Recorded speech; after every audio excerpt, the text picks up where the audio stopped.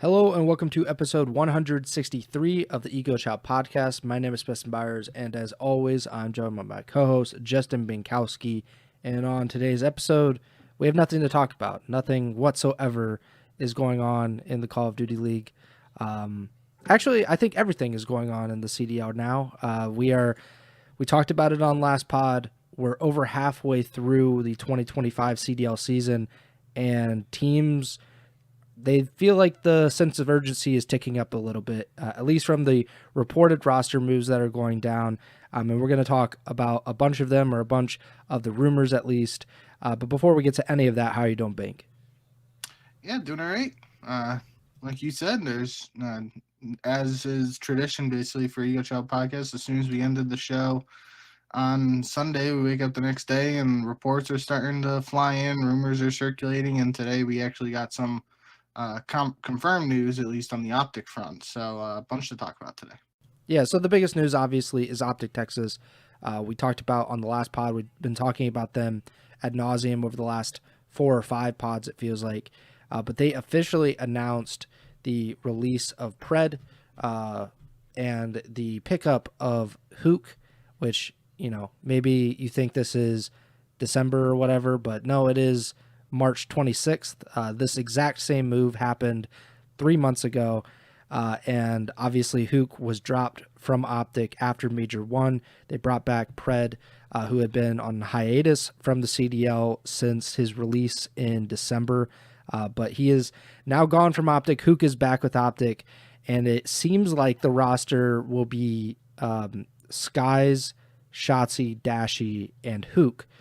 And someone said this feels like a 8s roster, or like an S&D tournament roster rather than OpTic Texas's roster. But this has not been the season that OpTic Texas has anticipated, or had anticipated coming into the year, of course. And this is where they are now. What do you think of this move? I think we mentioned it. I think we kind of joked about it just because it seemed kind of insane that Huke would be brought back. And I didn't think Huke would be brought back in place of PRED, to be honest. But what do you think about Huke coming back to OpTic now? Yeah, well, before the Huke news was officially announced today, there was also a rumor floating around that Real could possibly go to OpTic in place of PRED.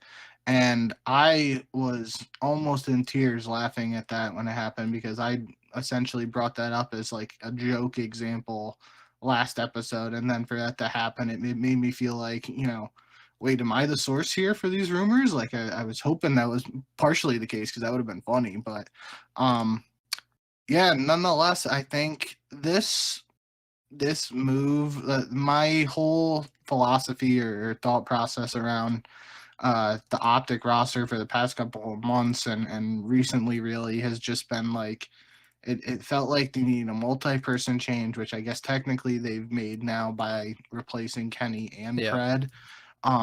It just didn't happen at the same time. And my whole thought was like, who are the realistic quote unquote upgrades for Kenny and PRED? Now the Kenny situation, obviously we learned he stepped down, and he wasn't performing statistically at up to the caliber of what we have come to know he's capable of over the years. So the question of who's an upgrade for Kenny probably becomes a little easier to answer just from a statistical standpoint there. But the upgrade for PRED, it has been just something that was difficult for me to wrap my head around, because even in the like made up example that potentially had some minor truth to it for an hour or so yesterday of Real replacing PRED, like I didn't view that as a quote unquote upgrade, just because I think PRED is, and he is an all-star player. He's an MVP caliber player, and although we've seen flashes of that from Real, he doesn't have those accolades yet. So I think objectively speaking, it's not crazy to say that Real isn't an upgrade over PRED. That being said, though, with the news today of Huke replacing PRED once again, the biggest takeaway for me is I just feel like everything we have heard over the past couple of months from the OpTic camp about this situation is not the full truth, just because, like, if everything was, peachy, hunky-dory, whatever the phrase you want to say, like, there wouldn't be these situations of a player getting dropped and then PRED coming back in. Well, obviously it started with what we were told was personal reasons with PRED and everything like that. So we have no reason to doubt that part of it. But Huke coming into the roster, Huke, seemingly being the best player on the team, then getting dropped in place of PRED because PRED returned to action. And the phrasing was, I feel like the messaging around that was just like, we didn't want to make that move, but we felt like, we had to run it back with the champ squad, blah, blah, blah. And then just a month, 2 months later, the messaging is like, now Karma was on Scump's stream today saying like the situation was unsalvageable and we just had to make a change after these the results of this past like set of qualifiers and the minor and major 2, all that. So I don't know. I just think it's a really strange situation because I feel like in both cases, when Huke was dropped after major 1, I think, statistically speaking, it was pretty clear he was the best player on OpTic. And I feel like this past major, although, the team didn't play great overall, PRED was probably statistically the best player on OpTic. So that leads me to just believe that these are changes for outside of game reasons and, in search of chemistry, which we've gone over before. We know Huke and Shotzi have that chemistry, and we've heard all about the connection between Skies and Shotzi and Dashy outside of the game that they're hoping translate to in-game results now. But yeah, I think this is once again, it's the opposite of the way I thought something big could happen with OpTic, where I thought another team could make a big move and that would be the domino to cause multiple teams to make a roster move. Now this move comes in where Huke replaces PRED and PRED is once again a free agent, and that is the massive domino because now we haven't really heard any concrete information or reports and rumors on where PRED is definitely going at this point.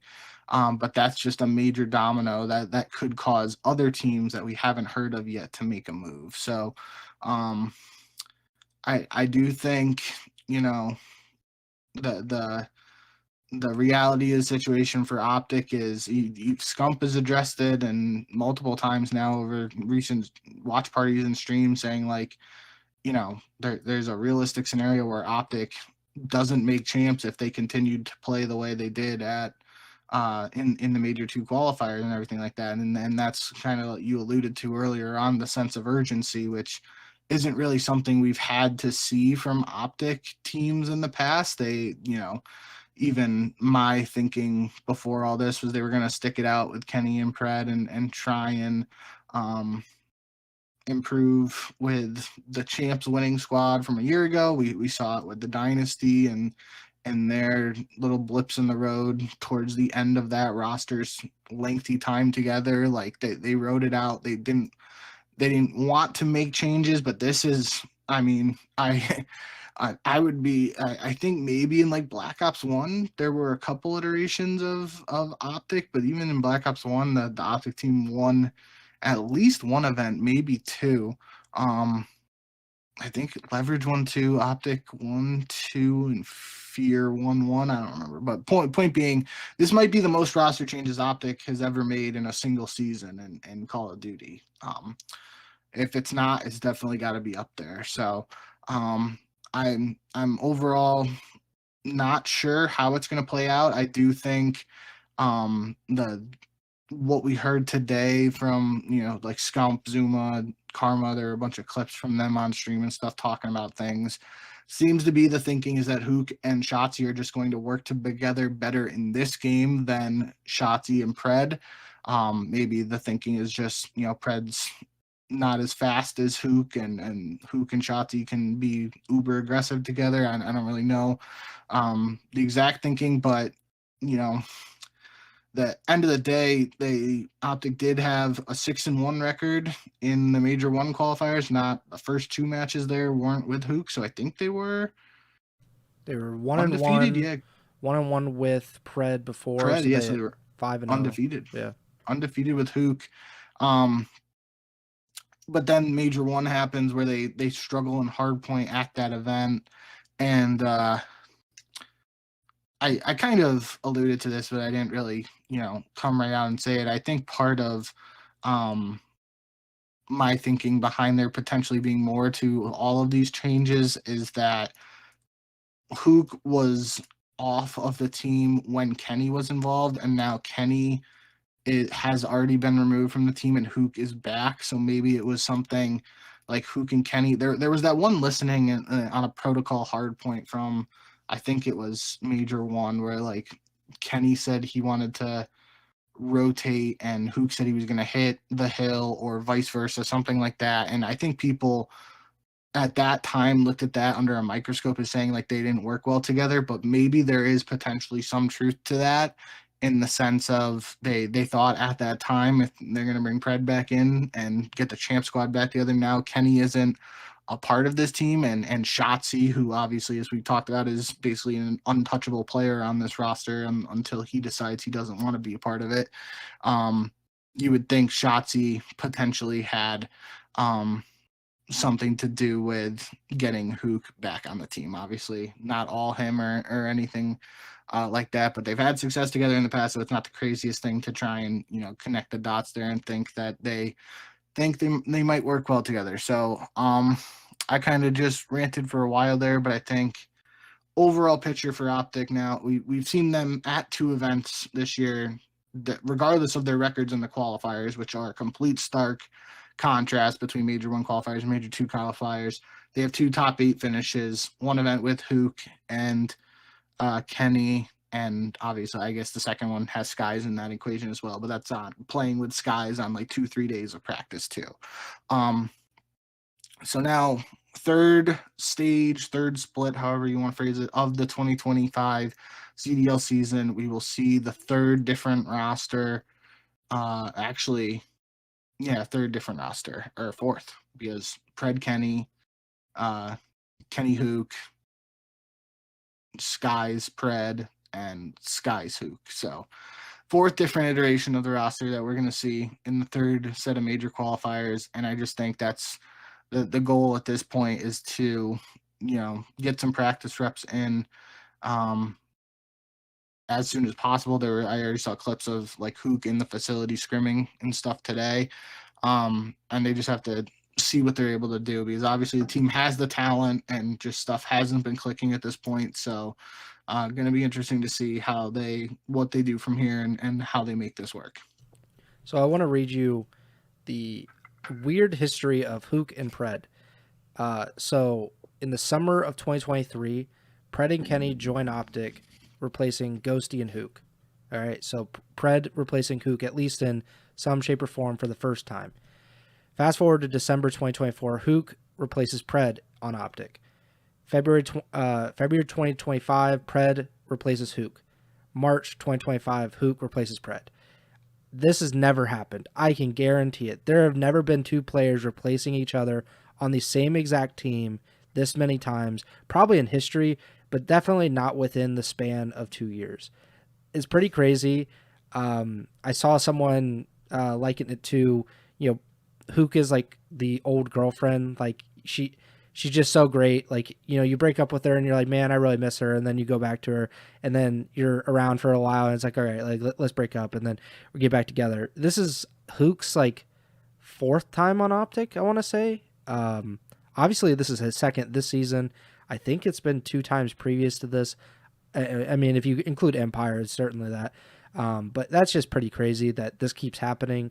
I also think that what you were saying about the messaging, I would, I should preface this by saying OpTic and these players don't really owe anything to the fans, and like, especially with PRED's like personal reasons stuff, like they don't they don't owe that to the fans to say, hey, this is exactly what's going on. Here are all of the details.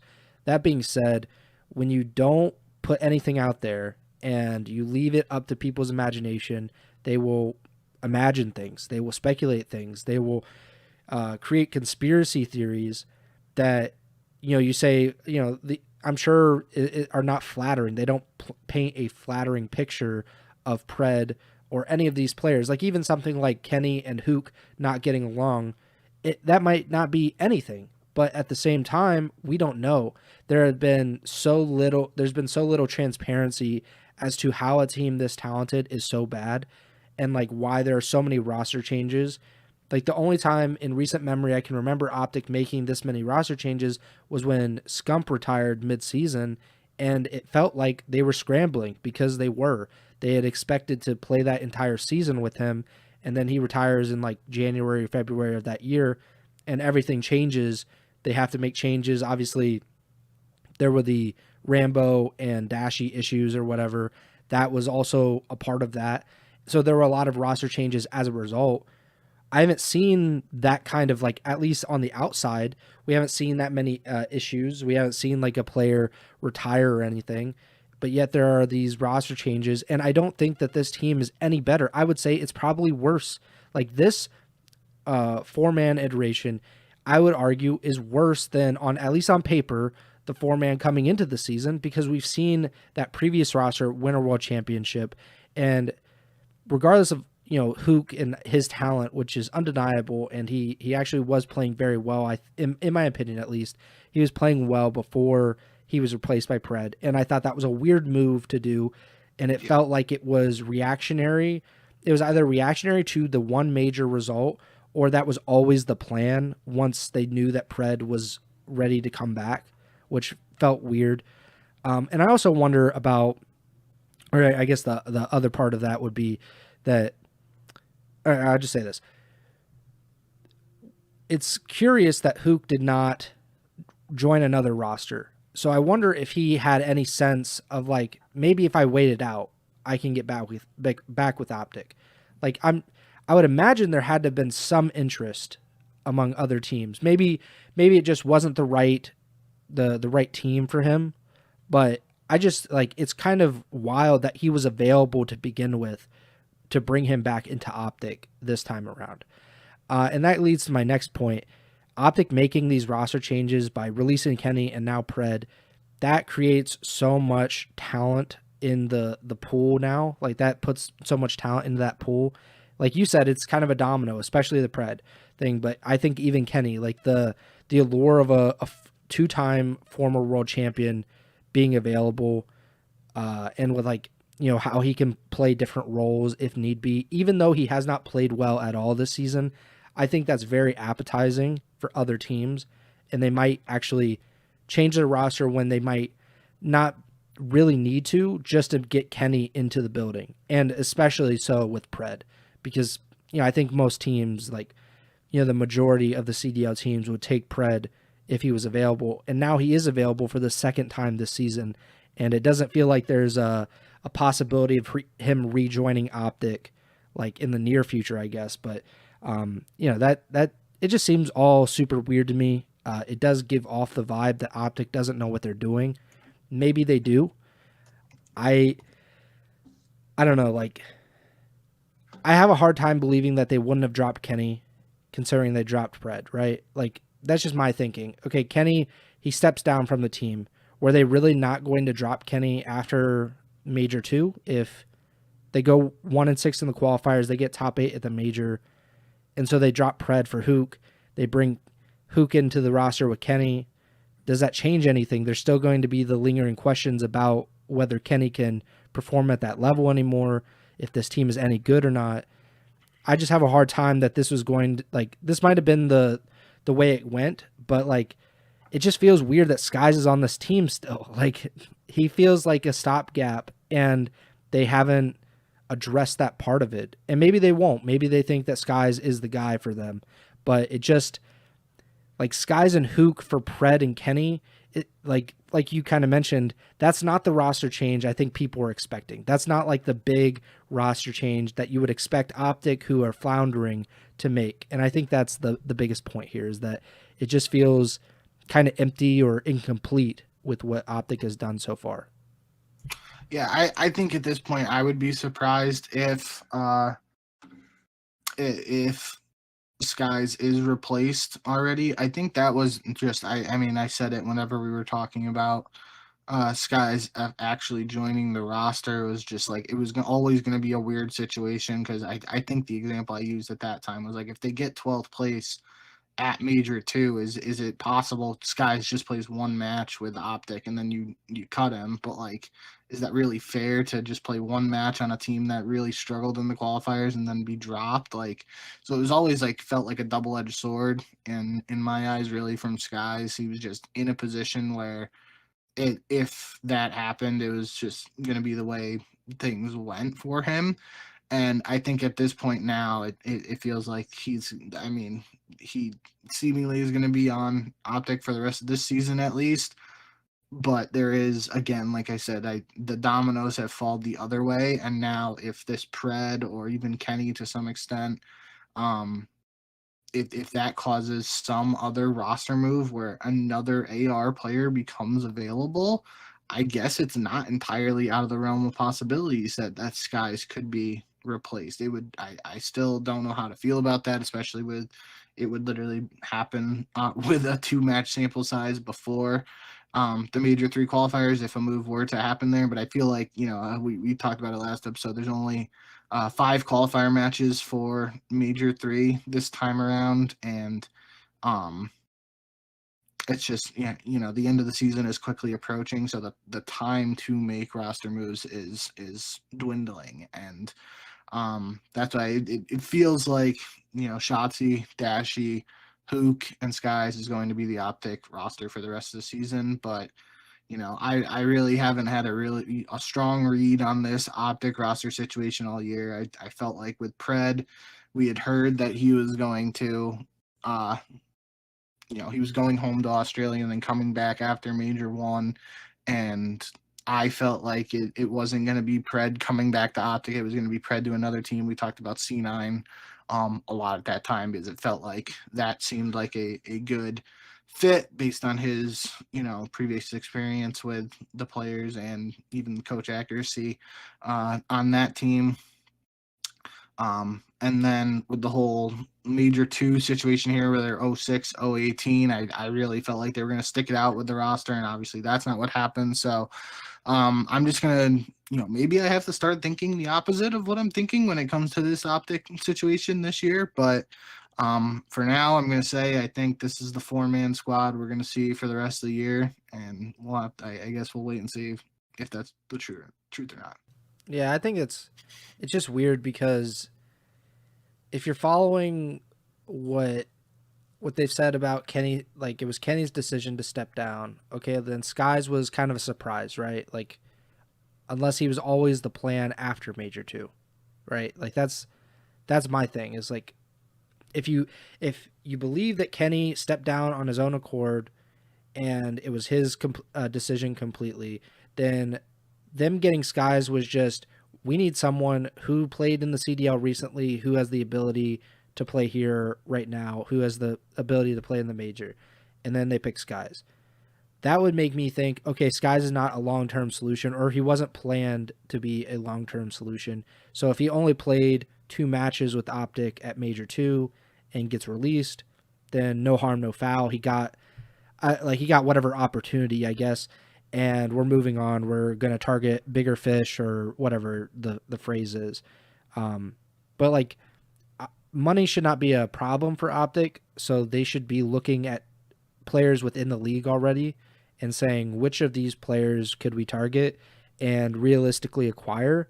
I think the number is a lot higher than people would like to admit, because even the teams in like the top 6 are probably going to be open to hearing what OpTic would offer them. Like, obviously FaZe is not going to, or like LAT or whatever, but I feel like a lot of other teams would be open to at least listening to a buyout offer from OpTic. I mean, OpTic had to buy out Skies' contract, right? Like, unless LAG waived his contract and Skies Yeah. waived his deal or whatever. Like maybe that happened, but from what Skies said was that he had like a month and a half left on his deal, like whatever, right before Major 4 qualifiers, I think he said. So he had a little bit left on his deal, and he had a small buyout, is what he said. So they had to spend some money to get Skies. I don't know if that was the right move, if that was just them saying we're going to commit to him long term. I don't know, but I would like to hear if they would be so gracious. I guess I just want to hear what their reasoning was behind bringing Skies in. Maybe it was just as simple as like a vibes guy, which I think Skies has proven to be like throughout his career. But it's just a weird situation, and I think it lends itself to speculation that there's some kind of beef between different members of the team. And I just go back to one last thing. I just go back to what if they did not perform well at champs last season? Like, what would have came out at that time about like their collapse at the end of the year and like this team being championship contenders and then falling flat? Like, and then obviously we've seen these roster changes happen since then. Would all of this just happened in like June or July of last year if they didn't have that miraculous run at champs? That's always something that sticks in my mind. I think too, another element of this is like, I don't even know if like there really is any beef or if that's the right word to use. But I do think at least for this Major 2 cycle, whatever happened with Huke after Major 1 is in the past now because he's back on the team. But we can't understate the fact they were 0-6 in series and 0-18 in map count. And it's not like this is the Vegas Falcons team that we're talking about who, are minor region players not from North America competing against North American talent for the first time.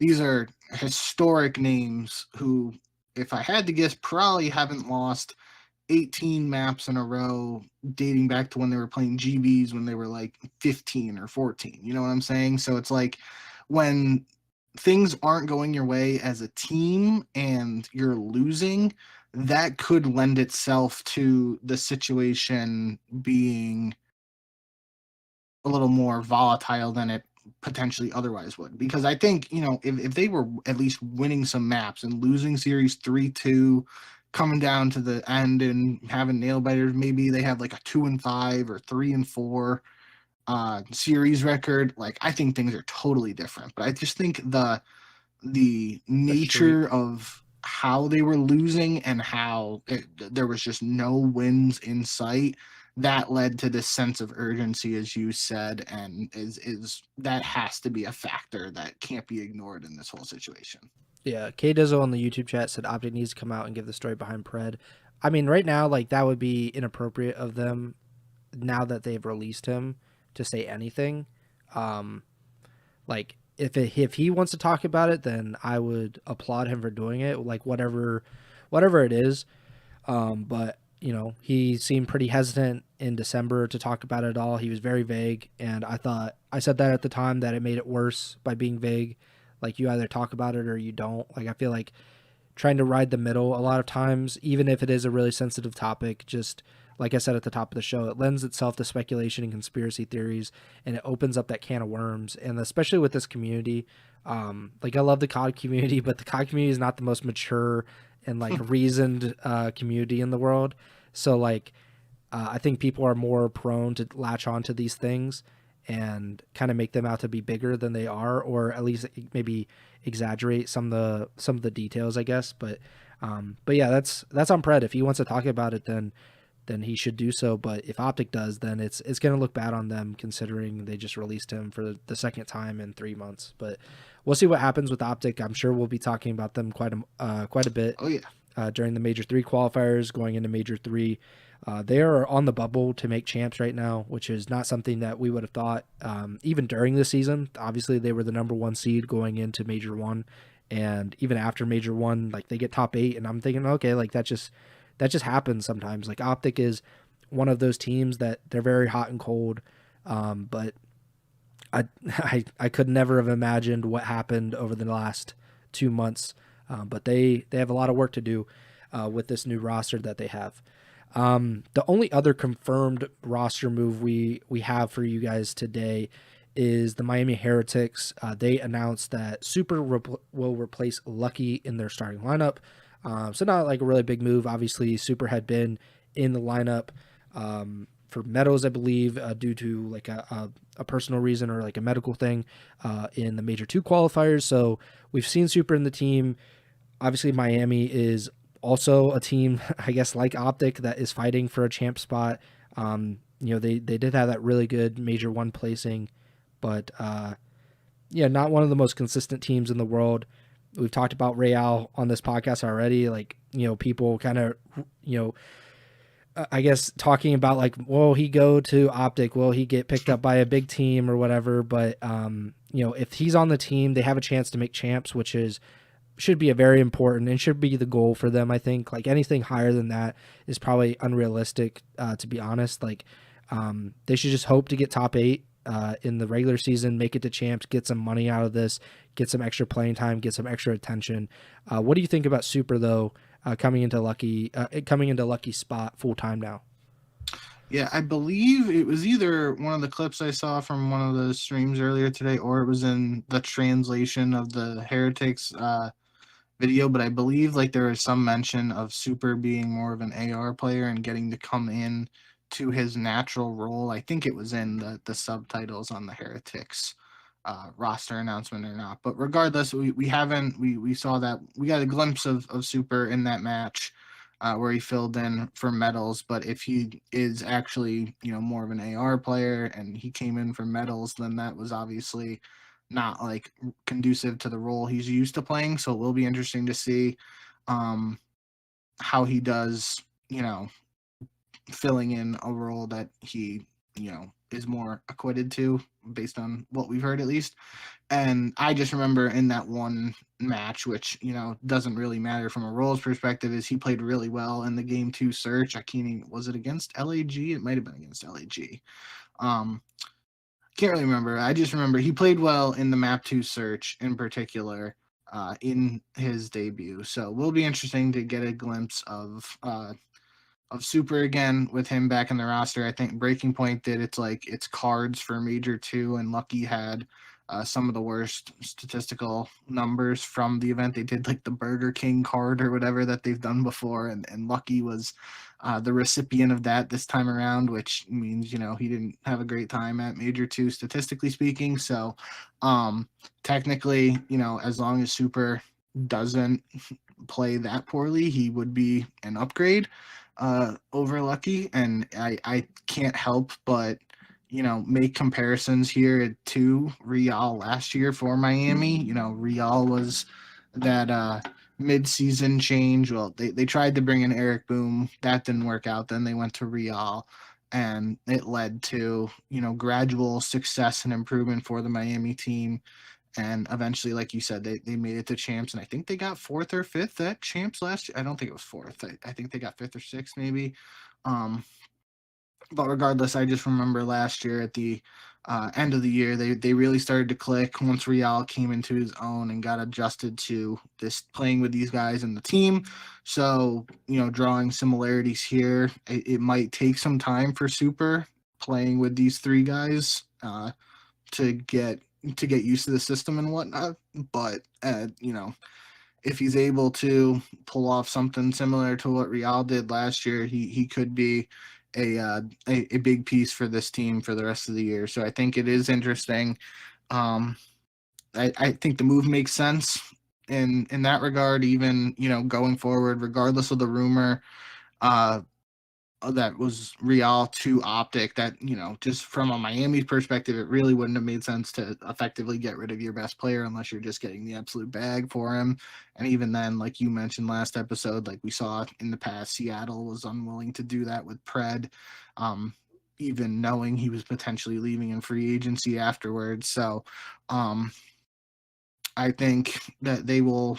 I don't think Metals is that old, but I don't know much about the Spanish team, but obviously Renkor's in his rookie season. This will be, Super's rookie season and Real's second season. So they have a young core there in those three if things work out, and to build around going into the future. And that's one thing we've talked about dating back to the Paris Legion, and building a team to feed off of your fan base, and that your fans of your region and the regionality of your team can support and learn to love and grow with as fans of competitive Call of Duty. And I think Miami is doing a good job of that if things work out here. The only thing I would do as the Heretics GM or whatever is I would go to Real and say, do you have plans to stay here long term? Like, for the next 2-3 years, do you see yourself being a Miami Heretic? If he hesitates, I'm trading his ass. I'm letting someone buy him out. Because, like, I think his stock, at least after this major, especially that LAT match, like, his stock has not been higher, I think, than right now. And teams are desperate. Like, look at, we're probably going to have nearly, if not half of the league make a roster change within the next week or two. All right. So this is the perfect time to make that move if you're going to make it. If he says, nah, I'm good. We're fine. I'm not gonna, I'm not gonna leave. Like, I want to be in Miami. I want to be a Heretic.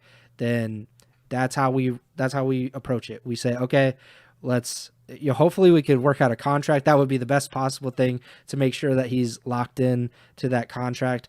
But if not, we're just going to hope and pray that he doesn't change his mind, because you don't want to have that PRED situation where I don't think PRED ever really gave them an assurance that he was going to stay and that he was not going to go to OpTic or anything.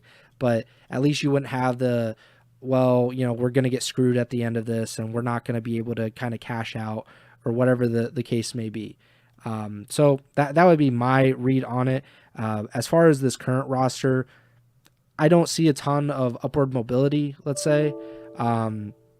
This is a team that is kind of capped out at, like, they can obviously get like third at a major like they did at Major 1. But let's be real, like, that's a pretty fluky situation. That's not going to happen every time. They're going to need everything to kind of break right for them to get in that kind of situation. What they're probably going to be consistently would be like a top, 5-6 team, like at a major. They could get like a top 6 thing, a top 6 placing consistently. But right now they're, getting top 8, top 12. They started the losers bracket of this major, so that's not great, obviously, for Miami. And maybe they're able to just kind of raise that ceiling just a little bit with Super coming in for Lucky, but I guess that remains to be seen. We have some reports and rumors, I guess, that are probably more interesting than Miami Heretics roster moves. One is Kenny. That one was very surprising. Ronnie Intel, formerly CDL Scrim Intel, he tweeted that Kenny is being targeted by the Carolina Royal Ravens. Obviously, this would be a really big move. I would be very interested to see how things pan out for Kenny in that kind of environment. Obviously, it seems like he's real good friends with Slasher. They've known each other for a really long time. TJ, I would assume the same for him. Gwen, I think it would be interesting to see if Kenny could be another mentor for Gwen. Obviously, he's with a bunch of veteran players, and being with Slasher is probably a very good move if you're a young player currently. But Kenny was in a pretty similar situation as like this highly touted young player, and he had some really good vets around him that I think probably helped him come along even further as a player. So it'd be interesting to see if Kenny could help out Gwen even more in that kind of scenario. But Zuma has kind of thrown a little bit of water on this and said that there might be a money issue between Carolina and Kenny, and that he could actually not be signing with the Royal Ravens after all, which is, not as fun. I like the moves. I like the aggression, I guess. Vivid has obviously been like the odd man out if they were to make a roster change for a while now. And, I don't know if Kenny is especially with what we've just seen of him recently, if he is going to be a massive upgrade over Vivid. But what do you think about Kenny potentially joining Carolina? Yeah, that's what my overall thinking was before, when it was just the report that Kenny was going to replace Vivid on Carolina. I thought from like a role standpoint, the move makes sense. If you aren't, if you're willing to make this move, if you're Carolina, it means you aren't putting a lot of stock in Kenny's recent performances and you're banking on him coming into your team and being better than what he most recently showed at during the major two qualifiers. Um, and I think, it's not a knock on Vivid to say that if Kenny is playing at the level that we've seen historically, that Kenny is just a better player than Vivid, and he fits that same role of like a someone who can use an AR, someone who can use a sub. Um, you did mention he has the previous experience playing with TJ and Slasher. The last time though, on that 100 Thieves team in Cold War, I believe that was kind of like that didn't go too well, I believe, and that's when I think after that event or after that season, Slasher was like making the comments that they show on the broadcast during commercials of like Slasher saying in a post-match interview like he taught the LAT kids how to play COD and stuff like that, and I always thought that was a funny interview clip. But nonetheless, they have that previous experience of playing together, so it makes sense from um, all of those angles, and from a role standpoint, kind of like I didn't really think about it, but thinking along the lines of what you said there for Gwyn, like yeah, you'd think Gwyn could potentially learn more from Kenny and develop more into a a talented player that Carolina can build around for the foreseeable future, which seems like, that's what they did this past offseason. Unless he gets a big offer from another team, it seems like that's what they would most likely do going into next season, if I had to guess. But that the big thing around Carolina, just in general, from this past major was Gwyn did not play as well on LAN as he did in the online qualifiers, where he's regularly dropping 35, 40 kills and hard points. He just, they had a series against Vegas Falcons that they won, but outside of that, they had 2-3-0 losses, and people were memeing about Gwinternet and all this stuff I was seeing, and talking about that. And I think that's just, you know finding a way for Gwyn to translate his online success to LAN has got to be the key to success for this team. And as you mentioned, like, it always felt like Vivid, at least based on the way TJ and Slasher have played so far this year, it always has felt like, to us at least, that Vivid would be the likely first man out if the team was to make a move. And even if this Kenny deal that was potentially going to happen falls through now, there's at least like the takeaway that we can factor or think about is that Carolina is considering making a move to replace Vivid, whether it's Kenny or somebody else. Um, so going to be interesting to keep an eye on that situation going forward. But I do think whether Vivid stays on the team or not, like the big picture goal for Carolina is going to be trying to figure out how to unlock Gwyn's true potential on LAN, and see what, if there's something going on that's just keeping him from not translating those massive numbers we see online to LAN. Yeah, it's going to be interesting just because if you're Carolina, you're in a position that you probably weren't expecting to be in at the beginning of the season. And do you change that? Obviously, you feel like you're hitting a ceiling. Like LAT is like the literal ceiling for them. They just keep smacking them down every time they get too high. But they're currently in fourth place. They're only 5 points back from third place in the standings. Like you said, they could improve on LAN specifically because in the first major they had a really good performance. The second major, not as good of a performance, and they have really, like, if you want to say this, they've left points on the table as a result of that. Like where, Toronto, they have 75 total points from the majors.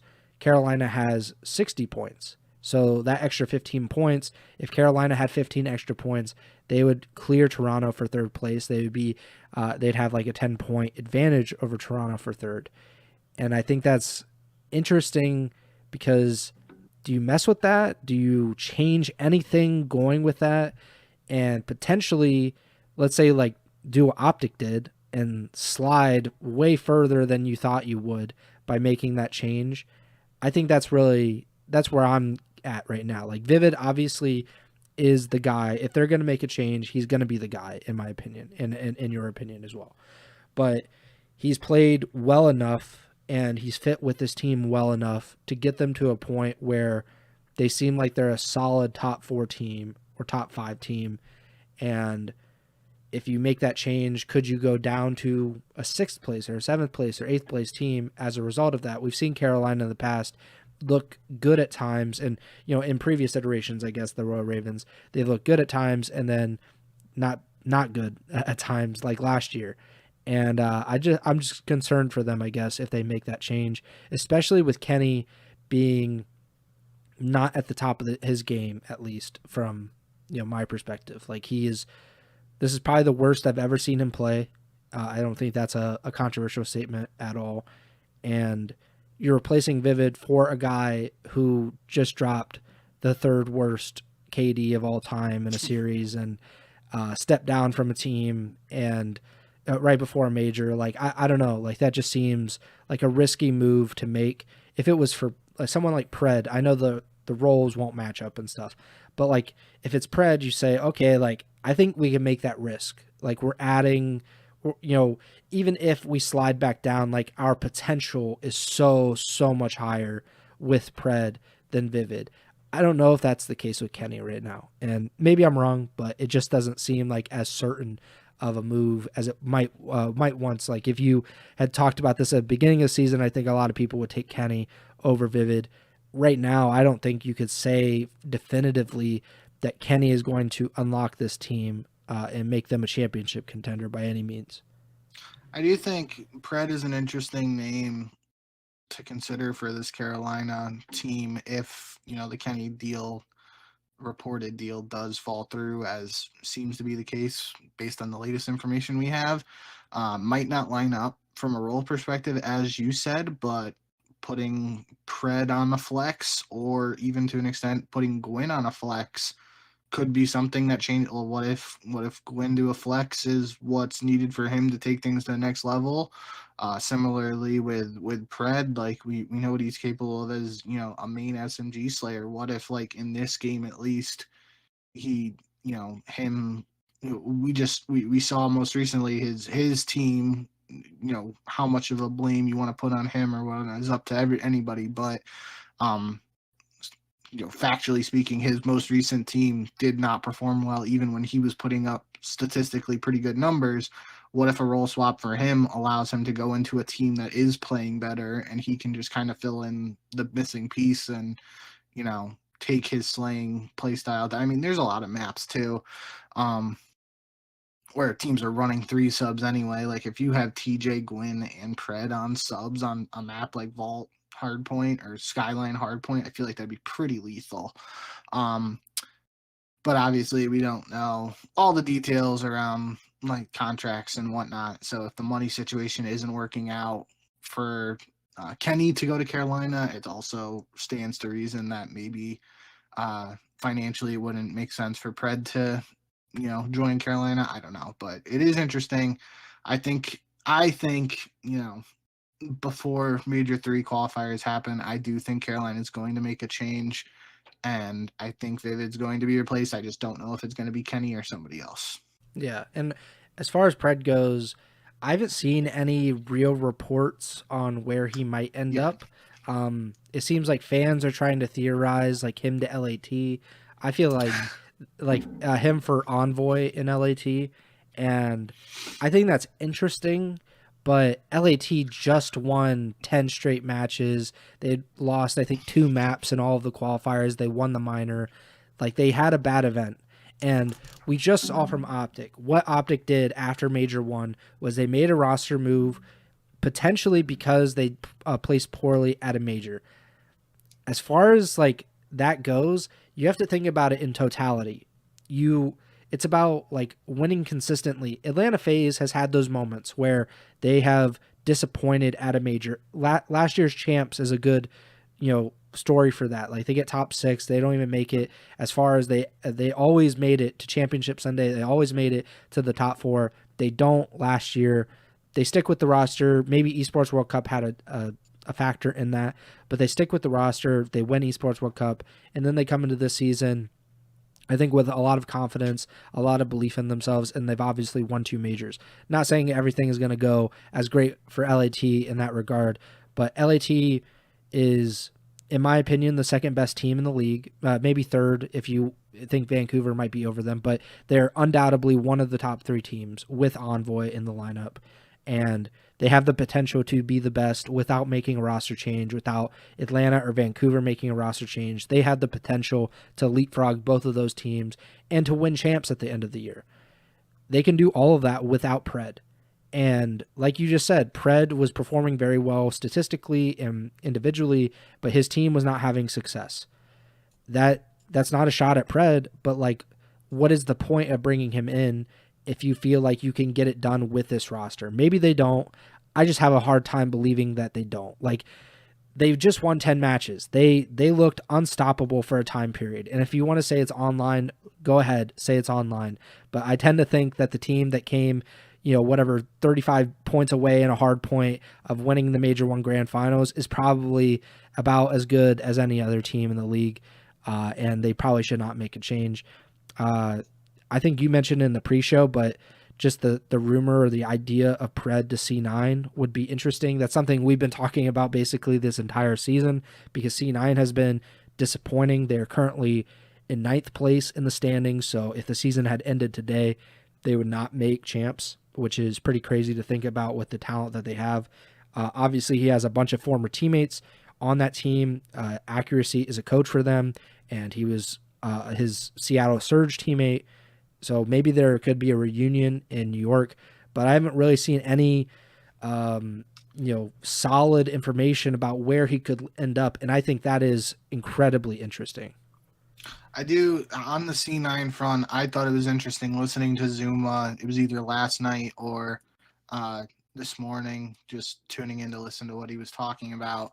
And he mentioned the PRED to Cloud9, kind of like, he wasn't saying it's happening, but he was like talking out loud about it and talking through it with people in his chat and whatnot. And he seemed to think like, if it does happen, it wouldn't be for Kremp, and it obviously wouldn't be for Sib. Sib's been playing pretty well too, and he was like, Kremp's been, in his eyes, they're one of their best players, so he didn't think Kremp would be the move. And that's something we talked about earlier this year, was that it felt like maybe Kremp would be the odd man out in a situation where PRED goes to C9, just because, PRED was a part of the Seattle Surge team with Max, Sib, and Accuracy. So now maybe we see PRED go to C9 in place of Mac, and Zuma was even talking about maybe a potential replacement of Attach, and Attach was in the chat, like, joking about it. And so I don't know, like you said, we haven't heard anything really, even rumor wise, that's like enough for some of these other people to report on in terms of where PRED is potentially going. But as I said not too long ago, that's the first big domino of this roster mania in terms of official moves, and could cause some other stuff to happen that is not even on our radar at this point. Yeah, just speculating, but let's say PRED replace Attach. Attach could possibly find his way to OpTic, which felt like it was going to happen at some point in the last few seasons, and it didn't. So that would be very interesting. We'll have to wait and see, I guess. Arcides potentially is coming back to the CDL, the former world champion with Atlanta FaZe and E United, or not with Atlanta FaZe, just with the United, sorry. But he is obviously, no, he actually won with FaZe as well. What am I talking about? He is a 2-time world champion. But obviously he has been in challengers for a little bit now, And the Minnesota Rocker, according to Ronnie Intel, are in talks with Arcides to potentially make a roster change. That at least has not been a surprise that Minnesota would be interested in shaking up this team after a very disappointing Major 2 performance, and now sliding into the 10th spot in the standings, just ahead of LAG and Vegas, which is not a place you want to be. That is not good company, I would say. So Minnesota trying to make a change, potentially bringing in Arcides. What do you think about that? Yeah, I kind of talked about it very briefly at the end of last episode, but just what we saw from Minnesota really in totality for most of this season, as Paul X has just, whether Minnesota is winning or not, Paul X has been the quote unquote weak link for this Minnesota team. We've seen, I like Paul as a player. He's had other opportunities in the CDL where he came into teams that were struggling and he seemed to be a temporary fix for some of those teams. But whatever the case may be with this squad, he hasn't had his moment to shine really in my eyes. Gio, Nero, and Estriel, I think, again, my thing with this Minnesota team all year has been I wanted to see Nero and Gio take things to the next level and show they're capable of being superstar slayers. I've been pretty vocal recently in saying I think Estriel has been the best player on this team this year, especially after the Major 1 qualifiers, or maybe just like after Minor 1. Like, I feel like Estriel has just taken things to the next level, and you just can't say the same thing about Paul. And I feel like that's just been the sentiment around him and the community and everything, is that Minnesota needed to make a change and replace Paul. And I thought a move for Fellow would make sense here for Minnesota. It just, another AR player to come in. And Arcides won the most recent Challengers event, so maybe that pushes him ahead of Fellow in the priority, the eyes of Minnesota in terms of who they would prioritize making a move for. But obviously, he's got it's two guys in Fellow and Arcides who both have CDL experience. Obviously, Arcides got the World Championship, so maybe that gives him an edge too. But end of the day, it's similar players and in style wise, I feel like, at least based on what we've historically seen, coming into in the case of Arcides, I feel like you know what you're going to get from Arcides. He should be an upgrade in the leadership department, although we heard some early things early on in the season about Paul X, like learning from Crim 6 when he was on New York, about how to be a leader and whatnot. We've literally seen Arcides lead that Atlanta FaZe team as the veteran to a world championship. So like, you can't even dispute that. Arcides would just be an upgrade in the leadership department there. And, he doesn't have with the three young guys here, he really doesn't have to, do anything crazy from a slaying perspective in my eyes. If he's just a consistent 1.0 or, maybe a little over a 1.0 KD, and the other three guys are playing up to the potential that we've seen at different moments, this team could be very scary again. But it's just going to be a case of getting that consistency to where Gio, Nero, and Estriel are all, working together at the same time. Because, it's great when Gio has a 40-piece pop off, or Nero pops off for 35, or Estriel goes off for 40 kills. But then if one of them isn't doing anything, it's kind of like just counteracting itself. And that's where I feel like a lot of these, at least in my eyes, for Minnesota, it feels like when I'm writing down the notes for their matches and stuff, I'm writing down like, yeah, they lost this hard point. Estriel played pretty well, but Paul X didn't, or, insert whatever names you want there. It felt like there was always, when somebody was really doing well, somebody else was kind of counteracting it by not playing as well. And I think regardless of what the change is for Minnesota, we don't know if this is confirmed for Arcides, but I do think this move makes a lot of sense from a role standpoint. Should be an upgrade in the leadership department. And if Arcides is able to bring anything to the table with this squad in like from an intangible perspective, I think this is a really good move that could, further the careers of these three guys on the team around him and make them better players even beyond this season if they truly can, make this work. So I am excited to see this move come to fruition if it does.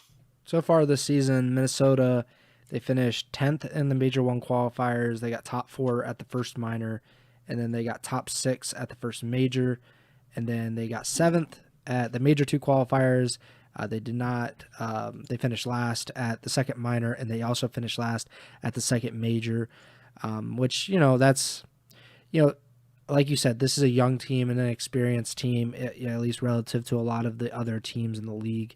And they need something. It's really hard to pinpoint what will take them and kind of consistently move them up the standings or into the hierarchy within the CDL. But it's just not cutting it. Like it just feels like there has to be a change.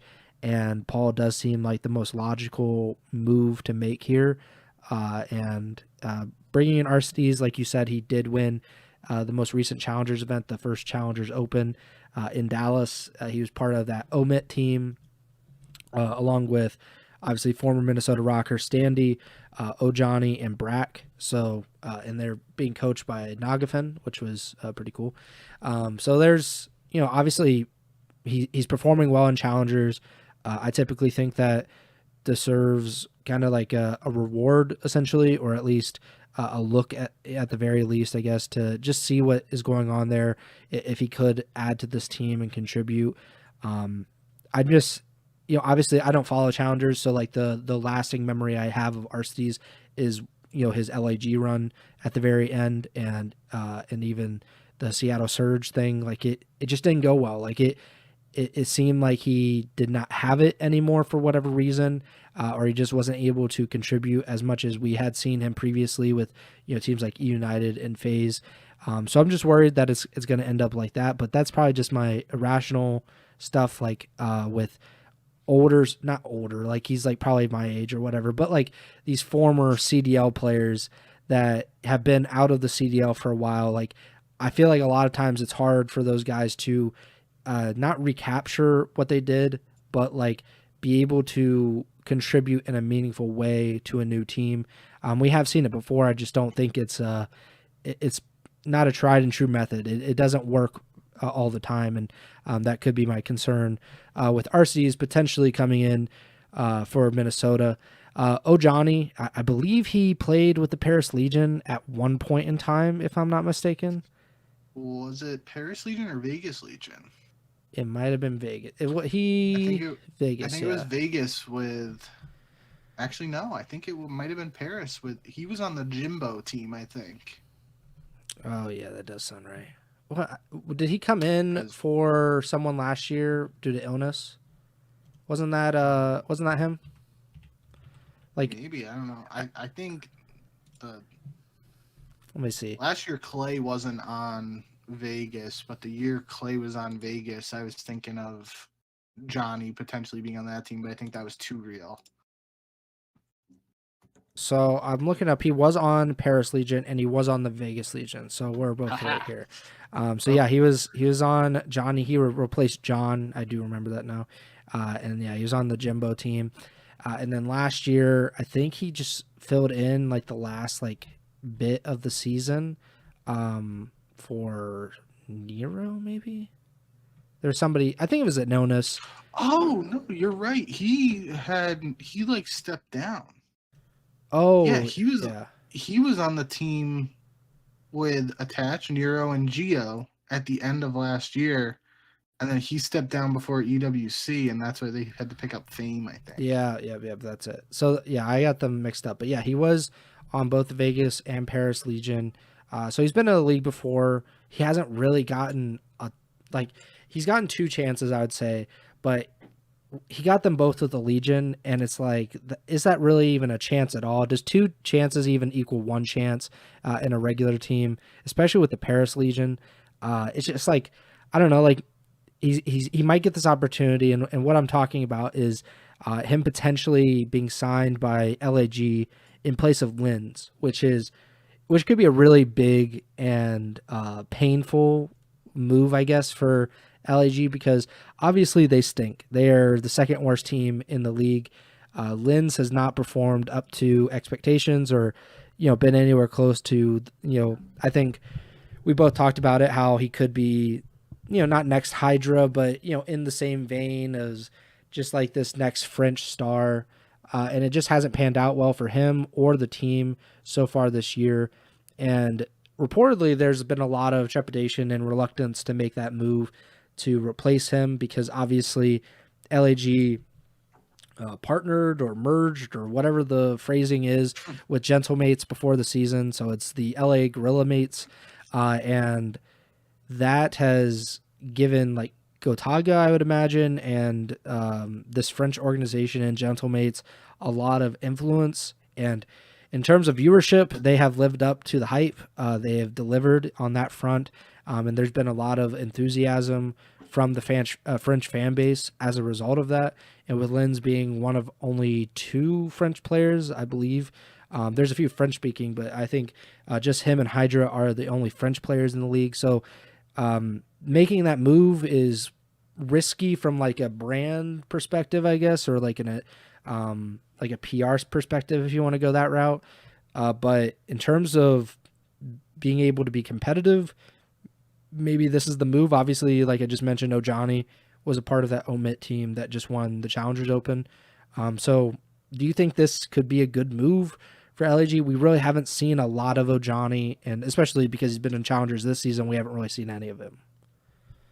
Yeah, I felt like the move that needed to be made for Gentlemates, and obviously we don't know if this is just a one-person move or if it's even confirmed at this point, but I felt like just Priesta was going to be the person that was moved because felt like Kismet has been the best player on the team. The Bulldog's been doing his thing. Felt like Linz was going to be untouchable because of the reasons you mentioned with the French background on the French team, yada yada. And Lunars was just picked up and he's a rookie, so it really felt like Priesta was going to be the odd man out if they made a move. In my head, I thought they would potentially go after someone like Cobra just because of that French background and, potentially going the route of the Heretics and having those players from the regionality to build around and, the fan support, all that. So making a move here, potentially replacing Linz with Ojani from that angle, I agree. That does seem a little strange to me. But from everything I heard, I think it was again in one of the clips on Zuma, like Ojani apparently really popped off in the finals in one of the hard points of the Challengers Open, and that potentially could have been what opened the door for him to make a return to the CDL there. So yeah, I do think it's a little strange. It feels like for Linz to be the guy being replaced. I felt like really early on in the season when this team was struggling with the initial 2023 subliners champs roster plus Linz minus Hydra, I felt like Linz did do a pretty good job of playing pretty well early on. But as this season has progressed, the team just hasn't really reached the levels and expectations that the community and some fans likely had for them with that previous success for some of the players on the roster. So I don't know. I think this is definitely, if this move goes through, it is sort of similar to your phrasing with the whole Huke situation. This is a sense of urgency move. If it happens, and it's like a move where they're like, yeah, we're putting aside this this potential French players, however you want to phrase it, that we can build around from a brand perspective. We're putting that to the side in hopes of changing results around immediately. I don't know for sure how much that will change things, but if from Ojani's perspective, we talk about this with numerous players. There are many players who don't get a second opportunity in the CDL after they get an initial shot and things don't work out. And as you were saying, he's kind of had like 2 half opportunities at this point. So he's getting another shot here if this does work out. And it's going to be interesting to see if he, fully grasps it and takes things from here as, someone like Neptune. Like I think Neptune's the real example going forward, is a guy who he was in the CDL, showed some promise and potential, but didn't really, take things to the next level necessarily. And then he gets this other opportunity and this season with Vancouver, and he has shown what he really is capable of. And he, at least in my eyes, should be a staple on whatever roster, just, going forward for the CDL. So that's got to be like when teams are looking to make moves now, they're like, want to, instead of, I feel like in the past it was like, who's the next simp? And that was kind of like a question of like finding some guy who, Simp didn't really have to do anything in challengers because he turned 18 and was never immediately played. yeah. So that's not the best example, but now that's like I feel like going forward it's going to be, at least from a challenger's perspective, it's like, who's that next Neptune of a guy who, maybe was in the CDL before and didn't have the most success, but then he gets another opportunity and is able to find immediate success with a new squad. So I feel like that's going to be potentially what Johnny's going to look to do, and we'll have to see how he does. Yeah, it's a bad situation to be in for him. Like, it's great to get this opportunity, but like we just said with Vegas and Paris, like both of those teams are kind of dumpster fires in their own regard. And then now he comes in to LAG, who are the second worst team in the league, and they seem like they're destined to not make champs this season. So like, it's bad for, I don't know, it's like bad for your reputation, I guess, to even be a part of these brands sometimes. Like, I mean, Major Maniac being a very good example. Last year, he comes into that Boston Breach team, and at like near the end of the season, when they're having like the second worst season in CDL history, or it will be third worst after this year, but it's just not good for you. Like it doesn't help your, not your brand, but your stock, I guess. It goes down, or it definitely does not go up when you're with those teams. And but sometimes that's the only opportunity you get, and you have to take those and try to make the most of them and hope that it turns out to be a Neptune situation and people look at you like, oh my God, like we're gonna have to sign this guy and make him a target in free agency over the offseason. But that's a lot of wishing and praying, I think. And well, I mean, look at Lunars, right? Lunars yeah. is on the other end of that here. He was just a couple weeks or a month or so ago, he was talked about as the top AR prospect in challengers, and then he joins this team and in Gentlemates, and it just, it hasn't worked out as well. And how much of that can you blame on him for him joining a team that already was struggling, and he joins the team and they continue to struggle? Like, it's like, it's the card he was dealt. And I still believe in Lunars, and I think, that's why I would have been not a huge fan if Gentlemates decided to make a move to replace Lunars after only giving him like one stage in his rookie year in the CDL. But that's like kind of the opposite of this. The Neptune and Lunars moves were the high, I don't want to say high profile, because obviously the PRED move happened with replacing Huke, but those were like the challengers related high profile moves most recently.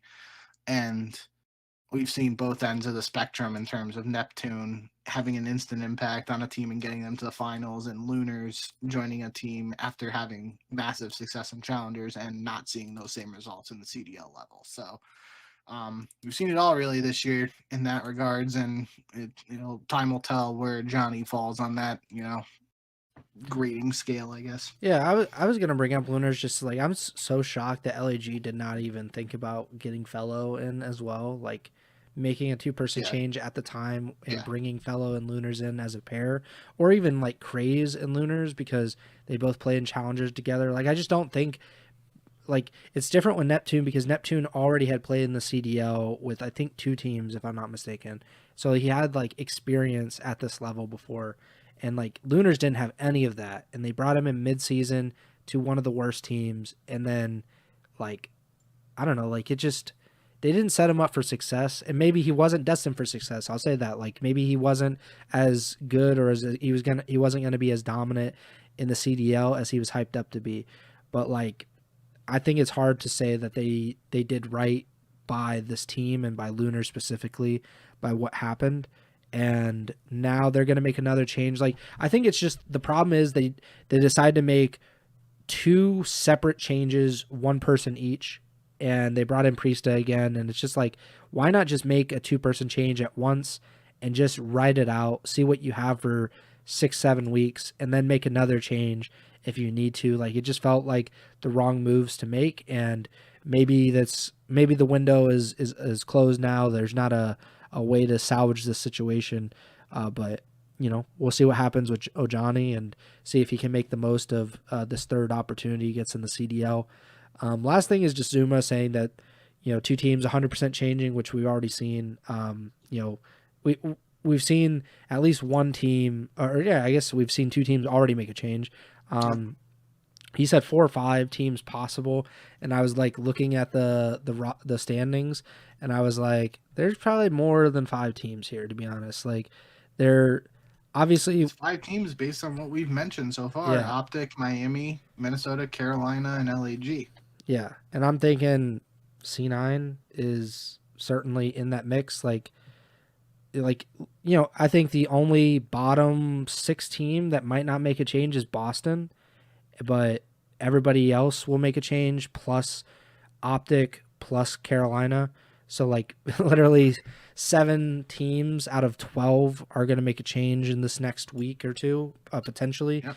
And I don't know, like, especially we've talked about it before, and I think this is a perfect way to cap it off, is like PRED is the domino. Like, if you're looking at someone that is going to potentially change the way that this RosterMania period goes, it's PRED. Because if he goes to C9, for example, what happens to Mac or what happens to Attach? Where do they go? Maybe they don't get picked up, so maybe that domino won't cause as much chaos as we're thinking. But I think that's a big part of it. Vegas, I think we mentioned on the pre-show, they have made a change because DeVoom said he was stepping down, right? Yep. So they're going to have to make at least one change and replace him. But, I mean, they're just rumors, I guess, that they might just say, screw it, like, this team is bad.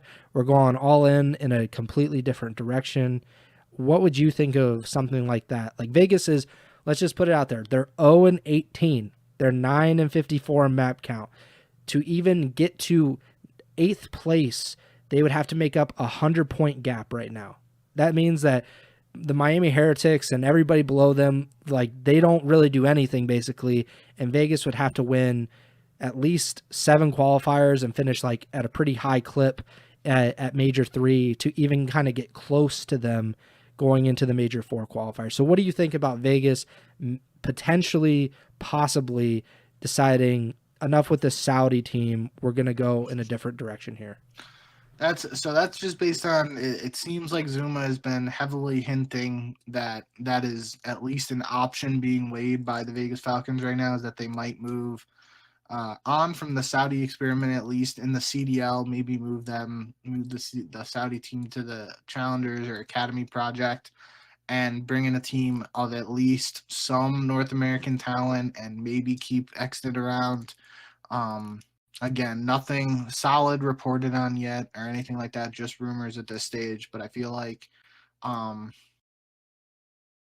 that's kind of, I brought it up whenever we were talking about Luti being released by Vegas. Like, it felt like early on this season when they initially struggled, it felt like the organization was like, yeah, we're remaining committed to this Saudi project. And then with Luti being removed from his role after, even more years of service with the organization and just a past relationship that dated prior to the Vegas Falcons joining the CDL, it felt like that was like the first opportunity or just eye-opening moment of like, hey, maybe this Saudi project is gonna be put on the back burner for now. So we, like I said, don't have anything solid or concrete to go on here, but we, in other esports, the Falcons have thrown the bag, for lack of a better term, at some pretty talented players in other games, and someone like PRED, he's out there as a free agent right now. What's technically stopping them from being like, yeah, we're just gonna, pick up PRED and give him a chance to, turn things around on the Vegas Falcons, and even maybe imagine a team of Kenny and PRED on Vegas Falcons. They just go after both of them. That'd be interesting. But yeah, all speculation at this point. We don't know for sure what's going on with Vegas Falcons. I do have to say, for their lack of success in series and whatnot, they had been one of the organizations that's been pretty transparent, at least on social media and stuff, in terms of like, at least releasing statements and whatnot when they're making moves. So I'm not going to be surprised to hear that Vegas is making a move. I just don't know what the exact roster change is going to be at this point. Yeah, I think it should just be noted at least that like Zuma knows Clay really well, obviously. Yeah. And Zuma also knows Asim really well, and Asim is on the Falcons Academy roster, so I'm sure he would have some knowledge, or he would know something about like what Vegas is planning to do with their roster if he is on the academy team. Like, so like there's like the fact that Zuma is saying it, I feel like there's a lot more weight behind it than just a regular player saying like, oh, they should replace these guys, or like they're close to. Like, I think Zuma probably has a pretty good idea of what may happen, and maybe they'll change their mind. Like, there's always that possibility. I don't think like this is anything near a guarantee that they're going to do this, because I think if you get rid of the Saudi roster, then that's just you admitting that this was a failed experiment and everything went wrong with this. But you should have like a good backup plan if you're going to do that, right? Like, if you're going to say that we screwed up with the Saudi team, then you should have a really good team to replace them with, or it's just going to look really bad to bring in a challengers level team that, they're probably going to be better than Vegas, the current Vegas team, but they're not going to compete for anything, and they're just going to be at the bottom of the standings. Like, I just don't think that's going to do anybody any good. But we'll see what happens, I guess. I do think for, we don't have to spend too much time on Vegas, obviously, but I think moving on from the Saudi roster in the CDL isn't necessarily an acknowledgement of a failure. Just, obviously they haven't played well, but I think it was very ambitious from the start to have guys who didn't even compete at the top level in North American challengers to go right into the CDL. It's like it'd be like skipping a step in, going from high school football to straight to the starting quarterback in the NFL, right? Like something, it was a massive leap for them to be in this position to begin with. And I think if some of these guys go down and compete in challengers now, it's very possible they have some success. I'm not saying they're going to win the next challengers event, because, they've been struggling to win maps in the CDL, but they might, be more competitive in challengers. And they've been there was the whole thing of teams not wanting to scrim them and whatnot, but based on what we know, they in theory have been getting pretty good practice, even if it hasn't been leading to map wins at the CDL level. So I think moving the roster down to challengers, seeing what they do there, and then, deciding what next steps are for the project from that point is what I feel like is the move the org should make. I don't know if that's where we're going or not. Yeah, maybe that is the way. Like, they just essentially turn this CDL team into an academy team, and they move them obviously down to challengers, let them continue to develop, and then maybe just one by one bring them up to the CDL roster when it's ready, or you could sell them off, or trade them or whatever when the time comes, or if that time comes. But I don't know. It's a weird situation, especially we see what Miami is doing, and they've seemed to like whatever happens, like we're gonna go with these guys. Like we're a Spanish team through and through, even our substitutes, and we're not gonna change that. Which is it's a bold strategy. There's gonna be criticism, but they have to get to a certain level before that criticism starts to fall off. And right now, like obviously that they're not there yet. Last thing is the maps. So this week, the CDL announced that Search and Destroy maps will be changing. So there will be no more Skyline or Vault S&D. In their place will be Rewind and Dealership. Obviously, Rewind coming back in to the CDL map pool. I saw, as positive of a reaction as you can get, I guess, for the COD community. What do you think about these moves? Yeah, I saw a lot of people saying that Dealership is not a great map, but I think the overall consensus right now is that Skyline and Vault S&D were just very they were one bomb site heavily favored offensively maps. I definitely worded that wrong, but it's getting late and brain's fried. So, they were just maps where most teams were finding success on offense, good teams, and they were doing it by continually hitting the same bomb site over and over again, planting the bomb in the same one on Vault, the site under in the Vault. I'm pretty sure it's A, and on Skyline that bomb site by P3 by the pool and not up in the little office by P2. So at the very least, like a map like Rewind, we've seen it. They're definitely. I think the bomb site in the like movie shop is a little more favored than the bomb outside, but it was a map where we definitely, in its limited time, saw the bomb planted more spread out and not just consecutively at the same bomb site all the time. Even though it definitely did feel like that inner bomb site was a little more favored, but I think at the end of the day, it's going to change things up. I did see something that like Toronto had 100% win rate on Vault and Skyline S&D. So for a team like Toronto, this is a change that they probably are not super fond of because it's getting rid of two maps they literally haven't lost yet. But for some of these other teams, it'll be interesting to see what kind of strategies and stuff we see. And even if these maps aren't the best at the end of the day, they're replacing maps that many people already considered not the best S&D maps ever to begin with. So at the very least, it'll just be a new change of pace, and it'll be interesting to get to see a new map in rotation with Dealership. Yeah. And yeah, that about does it. We're about an hour and a half in now. And we will continue the conversation about the major. Obviously, the Rostermania portion of the show took up most of the show today. But if there's not a lot of roster news, then on Sunday, we'll probably break it down.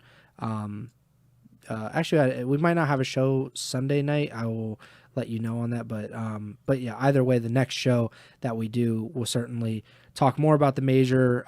We were planning to talk about more like Carolina, Minnesota, LAG, Miami. We talked a little bit about them, but we didn't really get to go any deeper into that. But we plan to talk about C9, Boston, Toronto, Vegas. So, we barely touched on some of those teams just because when you're not involved in Rostermania actively, then you kind of get put to the back burner, at least for one episode. But we'll definitely get there. We have a little bit of time until the Major 3 qualifiers start back up, and then we get the matches going again. Make sure to like, subscribe, or follow the podcast feed wherever you're listening or watching on. We're on Apple Podcasts, Spotify, Amazon Music, and YouTube. You can watch the live streams of the podcast on YouTube or Twitch, twitch.tv/Ego Chall Podcast. You can follow us on Twitter at jbink with 2Ks, at Preston Byers. The podcast tour is at Ego Chall Podcast. You can also follow Bink on Twitch, twitch.tv/jbink with 2Ks. And the next show will be to be determined. I'm going out of town on Friday, so I should be back Sunday, but we'll see what happens. But we will definitely have a show for you in the next 6 or 7 days, I guess. And we'll be back to talk about all things Call of Duty esports. That does it for me. Bink, take it away. Yeah, thank you guys as always for all the support. It was pretty fun talking about the roster stuff today. Like President said, didn't go too into the nitty gritty on like the majors, but I was I did try to thread in some stuff about the results, and I think for the most part, for at least the teams we were talking about making changes or reportedly potentially making changes, like their performance at the major or lack thereof is part of the reason why they're considering changes. So I think it's all connected, and especially considering we already talked for an hour and a half, I think we did a pretty good job of talking about everything we needed to. So Yeah, it should be, at the end of the day, we talked about some reports and stuff, but we did only have the 2 confirmed moves for PRED, Huke replacing PRED on OpTic and Super replacing Lucky on Miami. So at the end of the day, we at least, there are reports and stuff going around right now, and unless there's a world where none of those reported moves come to fruition and all the teams stand pat, we're going to have official news on some roster moves before the next time we go live, most likely, and we'll be here to break it all down for you. So until then, we'll see you whenever we are live again, and remember to send the chow.